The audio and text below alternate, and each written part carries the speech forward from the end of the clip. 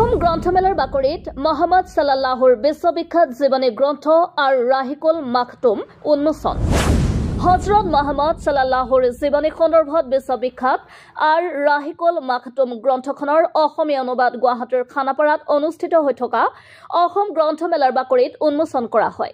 কিতাপখন উন্মোচন কৰে গুৱাহাটী বিশ্ববিদ্যালয়ৰ অৱসৰপ্ৰাপ্ত অধ্যাপক আব্দুল মান্নানে। কিতাপখন অসমীয়ালৈ অনুবাদ কৰিছে অৱসৰপ্ৰাপ্ত মুখ্য অভিযন্তা তথা গুৱাহাটী ৰাজধানী মছজিদৰ প্ৰাক্তন সভাপতি জিয়াউল ইছলামে। কিতাপখনৰ মূল লেখক হৈছে উত্তৰ প্ৰদেশৰ আজমগড়ৰ শ্বেখ ছফিউৰ ৰহমান মুবাৰকপুৰী। কটন বিশ্ববিদ্যালয়ৰ অধ্যাপক ডক্টৰ ফজলুৰ ৰহমানৰ সভাপতিত্বত অনুষ্ঠিত উন্মোচনী সভাখনি ৰাজধানী মছজিদৰ ইমাম মুফতি আশৰাফ হুছেইনৰ পবিত্ৰ কোৰাণৰ বাণী পাঠৰ দ্বাৰা শুভাৰম্ভণি হয়। প্ৰায় শতাধিক গণ্যমান্য আৰু গ্ৰন্থ সাহিত্যপ্ৰেমী ব্যক্তিয়ে অংশগ্ৰহণ কৰা গাম্ভীৰ্যপূৰ্ণ সভাখনৰ আঁত ধৰে সেৱাত কৰ্মৰত জ্যেষ্ঠ গাণনিক বিষয়া চাহাবুদ্দিন আহমেদ আৰু অসমীয়া ইছলামিক সাহিত্য প্ৰকাশন সমিতিৰ সদস্য বজলুল বাছিদ চৌধুৰীয়ে। সভাখনত শলাগৰ শৰাই আগবঢ়াই সাপ্তাহিক মুজাহিদ কাকতৰ সম্পাদক ছফিকুল ইছলামে। কিতাপখনৰ মূল লেখক শ্বেখ ছফিউৰ ৰহমানে নবী মহম্মদ সাল্লাল্লাহুৰ জীৱন চৰিত্ৰৰ ওপৰত উৰ্দু আৰবিত কিতাপখন লিখি চিৰাতুন্নি প্ৰতিযোগিতাত বিশ্বৰ ভিতৰতে প্ৰথম পুৰস্কাৰ লাভ কৰিবলৈ সক্ষম হৈছিল। গ্ৰন্থ উন্মোচনী সভাত অতিথি হিচাপে উপস্থিত থাকি কিতাপখনৰ ওপৰত চমুকৈ বক্তব্য ৰাখে অসমীয়া ইছলামিক সাহিত্য প্ৰকাশন সমিতিৰ সভাপতি অধ্যাপক জহৰুল ইছলাম মোল্লা, বিশিষ্ট লেখিকা তথা মেঘালয়স্থিত তুৰা মহাবিদ্যালয়ৰ অধ্যাপিকা মীনাক্ষী বুঢ়াগোহাঁই, হস্ততাঁত বস্ত্ৰশিল্প বিভাগৰ পৰিদৰ্শক হিৰণময়ী ৰয়, হেডৰক পাব্লিছিঙৰ উপসভাপতি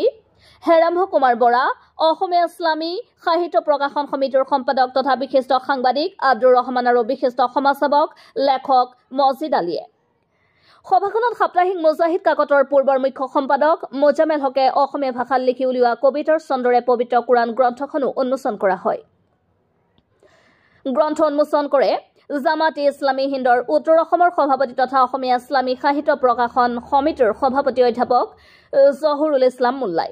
আজি উন্মোচন হোৱা দুইখন গ্ৰন্থ অসম মেলাত থকা 124 নং অসমীয়া ইছলামিক সাহিত্য প্ৰকাশৰ সমিতিৰ বিপণীত উপলব্ধ হ'ব বুলি উদ্যোক্তাসকলে জানিবলৈ দিছে।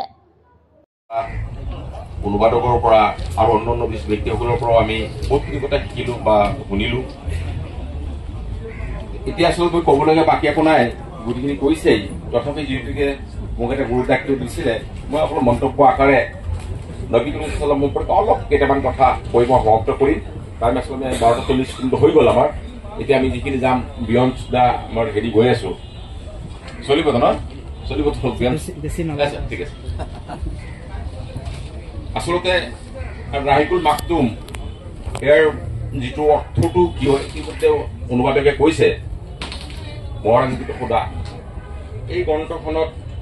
যিটো ইতিমধ্যে হৈছে যে যিমান আলোচনা হৈছিল বা গোটেই পৃথিৱী আলমে ৰাবেতে ইছলামিয়া কেনেকৈ কম্পিটিশ্যন পাতিছিল দিবলগীয়া সেইটো কেনেকৈ হ'ল, গোটেই পৃথিৱীৰ পৰা কিমান আহিছিল এইটো আপুনি দেখিছে। 11,182খন পাণ্ডুলিপিৰ পৰা এখন প্ৰথম প্ৰকাশ পাইছিলে। সেইখিনি কথা মই নকওঁ, চৰ্বন হ'ব। বিশ্বনবী মহম্মদ সাল্লাম আছিল তেখেত সৰ্বকালৰ সৰ্বযুগৰ সৰ্বজনীন সৰ্বশ্ৰেষ্ঠ আৰু সৰ্বশেষ নবী। অৰ্থাৎ আমি জানো এই পৃথিৱীত আদম আলাইহিছ সালামৰ পৰা আৰম্ভ কৰি শেষলৈকে আমাৰ খাতিবুন নবীলৈকে লক্ষাধিক নবী, মতান্তৰ আছে, কিছুমানে 1 লাখ কিছুমানে 2 লাখ বুলি কোৱা, যিয়ে নহওক অগণন নবী বা ৰচুলসকলক আল্লাহ প্ৰেৰণ কৰিছিল একমাত্ৰ মানুহৰ হেদায়তৰ কাৰণে। তাৰ ভিতৰত উলুল আজম 5জন বিশিষ্ট নবী আছে বা ৰচুল: নূহ আলাইহিছ সালাম, ইব্ৰাহিম আলাইহিছ সালাম, মুছা আলাইহিছ সালাম, ঈসা আলাইহিছ সালাম আৰু নবী মুহাম্মদ সাল্লাল্লাহু আলাইহি ওয়াসাল্লাম। এই কেইজনৰ ভিতৰতো আকৌ আটাইতকৈ শ্ৰেষ্ঠ হ'ল নবী মুহাম্মদ সাল্লাল্লাহু আলাইহি ওয়াসাল্লাম। কাৰণটো এইটোৱে, আগৰ পৰা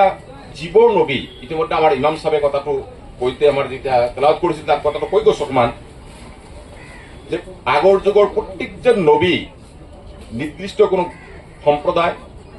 কোন গোত্ৰ, কোনো যুগ বা কোনো অঞ্চলৰ কাৰণেহে আছিল, গোটেই বিশ্বৰ কাৰণে নাছিল। একমাত্ৰ নবী মুহাম্মদ সাল্লাল্লাহু আলাইহি ওয়াসাল্লাম তেখেত হল বিশ্ব নবী অৰ্থাৎ বিশ্ব মানৱৰ নবী তেখেত অকলে এটা জাতি এটা গোষ্ঠী এটা সম্প্ৰদায় এটা কাল এটা যুগৰ কাৰণে নিৰ্দিষ্ট নহয় তাৰমানে তেখেতৰ পিছৰ কিয়ামতলৈকে যিমান মানুহ আছে পৃথিৱীত সকলোৰে নবী সকলোৰ কাৰণে প্ৰেৰণ কৰিছে এতে কোনোবা আমি হয়তো জানা নাই হয়তো কোনোবা বুজা নাই আমি হেতুলৈ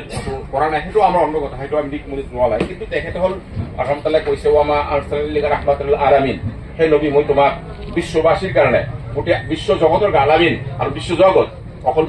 মানৱে নহয় সকলো মাখলুকৰ কাৰণে তোমাক হেৰি কৰি মই প্ৰেৰণ কৰিছো অৰ্থাৎ বিশ্ব নবী সকলোৰে নবী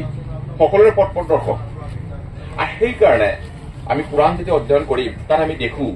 বিভিন্ন সময় বিভিন্ন নবীৰ কাহিনীবোৰ ঘটনাবোৰ তাত স্থাপন কৰা হয়েছে সব কৰা নয় বিভিন্ন কৰেছে তাই বহুতে আমাৰ কিছুমান মানুহে আমি দেখি কৰিলে পুৰণা যুগৰ কাহিনী আৰু এইটো তেতিয়া নহয় ঠিক এতিয়াও যেতিয়া নবী সাল্লাল্লাহু প্ৰচাৰ কৰিছিল তেতিয়া মক্কাৰ কুৰাইশসকলে বা অন্যান্য মানুহসকলে বা ইহুদীসকলে সমালোচনা কৰিছিল এইবোৰতো পুৰণা যুগৰ কাহিনী আজি দেখিছো আজিও আমাৰ যুগত বহুতো আমি মানুহ আছো আমি বহুতো ক'লে নাই এইবোৰতো পুৰণা যুগৰ কিছুমান কাহিনীয়ে কৈছে এই কাহিনীবোৰ কিয় ক'ব লগা হ'ল তাৰ মানে যেহেতুকে নবী আল্লাহ তাআলা নবী মুহাম্মদ সাল্লাল্লাহু আলাইহি ওয়াসাল্লামক গোটেই মাখলুক গোটেই বিশ্বজনীন নবী কাৰণে তেওঁক প্ৰেৰণ কৰিছে গোটেই বিশ্ব মানুহক হেদায়ত দিবৰ কাৰণে নেতৃত্ব দিবৰ কাৰণে তেখেতৰ কিছুমান কিছুমান অভিজ্ঞতাৰ দৰকাৰ আছে এনেকুৱা এটা পৰিস্থিতিত সেই শিক্ষাৰ প্ৰয়োজন আছে যিবোৰ শিক্ষা হয়তো নূহ আলাইহিস সালামৰ লগত সংগঠিত হৈছিল ইব্ৰাহিম আলাইহিস সালামৰ লগত সংগঠিত হৈছিল মুছা আলাইহিস সালামৰ লগত সংগঠিত হৈছিল ঈসা আলাইহিস সালামৰ লগত সংগঠিত হৈছিল বা অন্যান্য সালেহ আলাইহিস সালাম বা অন্যান্য নবী এই নবীসকলৰ ঘটনা একমাত্ৰ আমাৰ শিক্ষাৰ কাৰণে অৰ্থাৎ তেখেতক অভিজ্ঞ পুষ্ট কৰাৰ কাৰণে কাৰণ তেখেতে যেতিয়া গোটেই মানৱতাক নেতৃত্ব দিব তাত তেখেতৰ সেই অভিজ্ঞতাৰ প্ৰয়োজন আছিল যে সেইখিনি অভিজ্ঞতা ক'ত কেনেকুৱা হ'লে কি হয় মানুহবোৰে নবীসকলৰ অভিজ্ঞতা কি আছিল তেখেতে কিমান অত্যাচাৰ কৰিছিল বা তেওঁলোক কিমানভাৱে অমনীয়ভাৱে অত্যাচাৰ কৰা হৈছিল এই গোটেই বিভিন্ন কথাবোৰ আৰু তেওঁলোকৰ পৰিণাম কি হৈছিল সেই জাতিবোৰ কেনেকে আদ সামুদ তেওঁলোক কেনেকে ধ্বংস কৰা হৈছিল ফিৰআউনক কেনেকে ধ্বংস কৰা হৈছিল এইবোৰ কাহিনী ৰিপিটেডলি কোৰআনত বহুত সময় কোৱা হৈছিল তাৰ মানে এইবোৰ উদ্দেশ্য একমাত্ৰ মানে আমাৰ অৰ্থাৎ বিশ্ব মানৱক পথ নিৰ্দেশ দিয়া যে তোমালোকে চোৱা এনেকে এনেকা হলে এনেকুৱা হয় এনেকুৱা হলে এনেকুৱা হয় এনেকুৱা হয় এই কথাবোৰ আমাক শিক্ষা দিবৰ কাৰণে আমাক এটা উপদেশ দি আমাক প্ৰেৰণ কৰিছিলে সেইকাৰণে কোৰআনত এইবোৰ আহিছে নবী ইছলাম সেই গোটেইখিনি ভাঙুৰি আমাক মানে পথ নিৰ্দেশনা দি থৈ গৈছে তেখেতৰ জীৱনী আজি যিটো গ্ৰন্থ উন্মোচন হল আমি তাত পঢ়িলে বহুতখিনি কথা পাম হয়তো এইখিনি এইটো শ্ৰেষ্ঠ হয় কিন্তু এইখিনি যথেষ্ট নহয় আমি এইখিনি পঢ়িম তাৰ লগত আমি কোৰআনৰ লগত সংগতি কৰিব লাগিব আৰু বহুত হাদিছৰ লগত আমি অধ্যয়ন কৰিব লাগিব আৰু পঢ়ি মেলি গোটেই আমি আজি চাৰবা চবেই কৈছে আমি সকলোৱে জানো যিটো আছে ইছলাম মানে কি ইছলাম মানে আচলতে আমি যিটো কওঁ অকল শান্তি হয় অশান্তি নহয় মানে fully surrender to the will of Allah তাকে ইছলাম বুলি কোৱা হয় অৰ্থাৎ আমি আল্লাহ তাআলাৰ যিটো উইল ৰসুলৰ যিটো ইচ্ছা তেখেতৰ যিটো পথপ্ৰদৰ্শন কোৰআনত আহিছে লাকাদ কানা লাকুম ফি ৰাসূলিল্লাহি উসওয়াতুন হাসানাহ ৰসুল সাল্লাল্লাহু আলাইহি ওয়াসাল্লামৰ তোমালোকৰ উৎকৃষ্ট আদৰ্শ ৰসুলৰ জীৱনত আছে অৰ্থাৎ আমি পৃথিৱীত উত্তমভাৱে জীৱন যাপন কৰিবলৈ হলে উত্তমভাৱে যদি সকলো মানুহৰ লগত আমি মিলিজুলি থাকিব লগা হয় তেতিয়া ৰসুলৰ আদৰ্শ আমি অনুকৰণ যদি কৰিব পাৰো তেতিয়াহ'লে আমি অতি পৃথিৱীখন শান্তিৰে আমি থাকিব পাৰিমেই আমি নামানো হয়তো আমাৰ আজি কৈছে আমি নামত হয়তো বহুত মুছলমান হৈ আছো আমি নাজানো আমি বিভিন্ন ধৰণৰ ভুল কাম কৰিছো হয় আমাৰ মুছলমানৰ দ্বাৰা বা আমাৰ ইমানৰ হেৰি কাৰণে বা অধ্যয়ন নথকাৰ কাৰণে আজি আমাৰ মাজত কিছুমান হেৰি দেখা গৈছে সেইটো আচলতে হ'ব নালাগে সেইটো দুৰ্ভাগ্য কিন্তু এইটো আচলতে কোৰআন আমি জানিব লাগিব জানাৰ পিছত যদি ভাল লাগে নবীৰ আদৰ্শ যদি আমাৰ মনোপুত হয় দেখিত হয় এইটোৱে আচলতে তেতিয়া আমি হয়তো গোটেই মানি কিন্তু আমি প্ৰচাৰ কৰিব লাগিব কিন্তু হৈছে কি আমি যিখিনি মানুহ বৰ্তমান মুছলমান বুলি কৈ দিওঁ আমাৰো দণ্ডতা আছে আমি কি হৈছো আমি যি হাৰত বা যেনেকা ধৰণৰ যি পদ্ধতিৰে আমি মানুহক আহ্বান কৰিব পৰা নাই আল্লাহ তাআলা কৈছে উদুইলা সাবিলাকুম বিল হিকমা তোমালোকে কৌশল অৱলম্বন কৰি মানুহক দাৱাত দিবা কিন্তু আমি কিছুমান দাৱাত দিছো কি কৌশল অৱলম্বন কৰা নাই সেইকাৰণে অন্যান্য ভাইসকলে আমাৰ কথাটো দাৱাতটো গ্ৰহণ কৰিবলৈ পৰা নাই বা আদৰি ল'ব পৰা নাই কিন্তু আমাৰ ভুলৰ কাৰণে যিয়ে নহওক মই হেলিকে নাযাওঁ